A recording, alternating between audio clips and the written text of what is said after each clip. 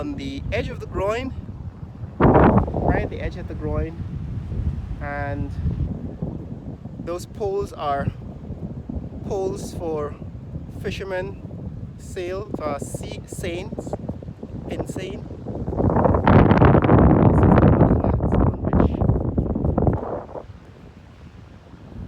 Hotels can be built. They can reclaim all of this land for the city, for Guyana. It's not owned by anyone, it's just mudflats out here. Other countries have done it. Singapore has done it, the Maldives have done it. Dubai, the city of Dubai and United Arab Emirates have done it. Reclaimed land from the sea and built on that land. So that's all we're saying here in Guyana, is that you can reclaim some of this land to build on it, and that land that you reclaim will be without political controversy. In other words, no political party will deny the government the right to reclaim this land and to utilize it for what purposes they choose. Now, there's a precedent for this already in Guyana. They built an island at the mouth of the Demerara River. I'm going to show you that in the next video. They built an island at the mouth of the Demerara River, which is being used for the oil and gas shore-based activities. Ships come in and unload and offload there. Right, it's just beyond the hotels in that direction. So those hotels are actually at the mouth of the Demerara River, and just beyond those hotels, in the middle of the river, there is an island that was constructed recently. I think they completed it in 2023, less than a year ago, and it's now active. So there is precedent. You know, tons of sand was fetched in and built up into an island. And that island is now being used as a port. So the engineering exists in Guyana to do this, to reclaim this land, to put in the foundations, to build upon it.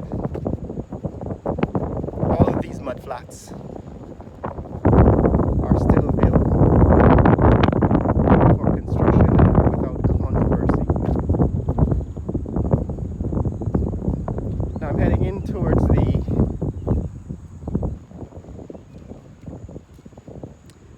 seawall. Again, I'm walking on the groin. This is a groin that extends for about 100 meters into the Atlantic Ocean here in Kitty.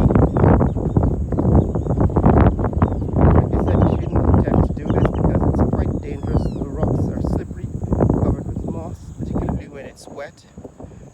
Currently it's dry, so it's not so bad to walk on them, walk on these rocks. But this is it, guys. This is what the mudflats look like up close, and why it makes sense to reclaim them, because the mudflats on either side of this groin is stable, and in fact it might even be passive. You might be able to reclaim this land passively by simply building more groins into the ocean and letting the tides bring in the silt that eventually settles to form more mudflats.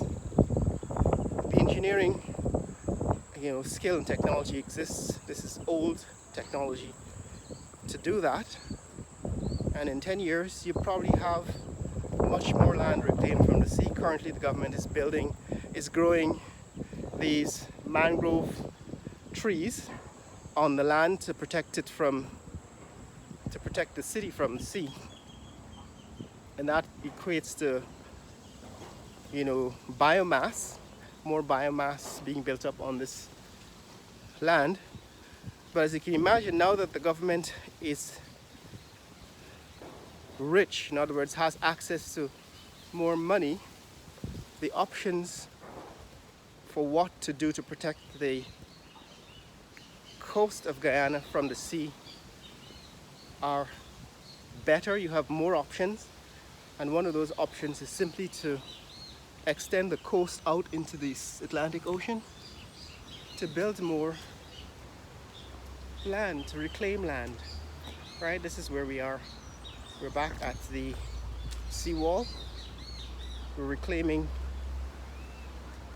to reclaim this land from the Atlantic Ocean would be a viable option, and that's already been done in the Demerara River.